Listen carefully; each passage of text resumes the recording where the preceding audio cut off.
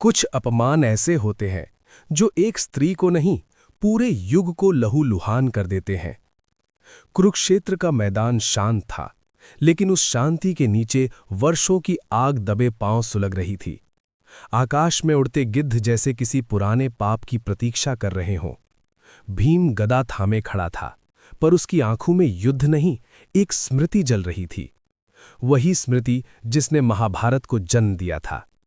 सभा का वो दिन, जब धर्मराज युधिष्ठिर जुए में सब कुछ हार चुके थे, जब गुरु, ऋषि और राजा मौन बैठे थे, और जब द्रौपदी, पांचाल की राजकुमारी को भरी सभा में अपमानित किया गया था। भीम की सांसें तेज हो गईं। उसकी स्मृति में द्रौपदी के खुले बाल, कांपते होंठ और आंसुओं से भरी आंखें उभर आईं। और उसी सभा में खड़ा था कर्ण, तेजस्वी, दानी, पर उस क्षण निर्दयी। कर्ण के शब्द आज भी भीम के हृदय में शूल की तरह चुभते थे। जो स्त्री अनेक पुरुषों की पत्नी हो, उसका अपमान कोई अधर्म नहीं। कुरुक्षेत्र में खड़ा कर्ण आज भी वैसा ही तेजस्वी था, पर भीतर से टूटा हुआ।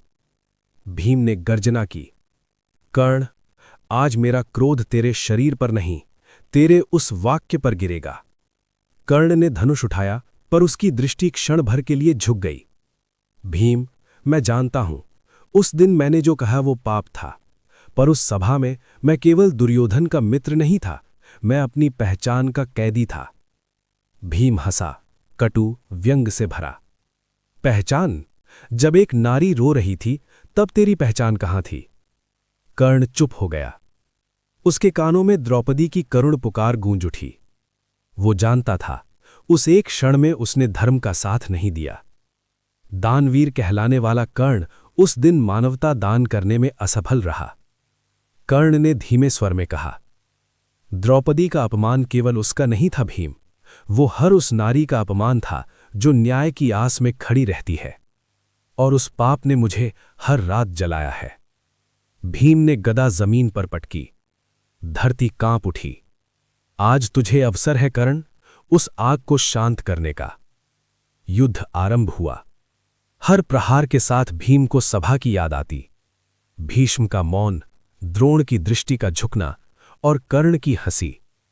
हर वार के साथ कर्ण को अपनी ही आत्मा पर चोट लगती। वो जानता था कि आज वो केवल भीम से नहीं, अपने अपराध से लड़ रहा है। अंततः कर्ण घायल होकर भूमि पर गिर पड़ा। उसकी दृष्टि आकाश की ओर थी, जैसे किसी क्षमा की प्रतीक्षा कर रहा हो। भीम ने अंतिम बार कहा, ये युद्ध पांडवों और कौरवों का नहीं था, ये द्रौपदी के सम्मान का था। कर्ण ने क्षीण स्वर में उत्तर दिया, यदि इतिहास मुझे दोषी ठहराए, तो भी ये जान ले, उस दिन के बाद मैंने कभी स्वयं को क्षमा नहीं किया। कुरुक्षेत्र शांत हो गया, पर द्रौपदी का अपमान समाप्त नहीं हुआ। वो केवल एक घटना नहीं था, वो एक चिंगारी थी जिसने पूरे महाभारत को अग्नि बना दिया। ऐसी आकर्षक कहानी सुनाने के लिए YouTube चैनल कृष्णा दृष्टि महाभारत को सब्सक्राइब जरूर करें और ज्यादा से ज्यादा शेयर करें, ताकि महाभारत की सच्ची कहानी आप सभी तक आसानी से पहुंच जाए।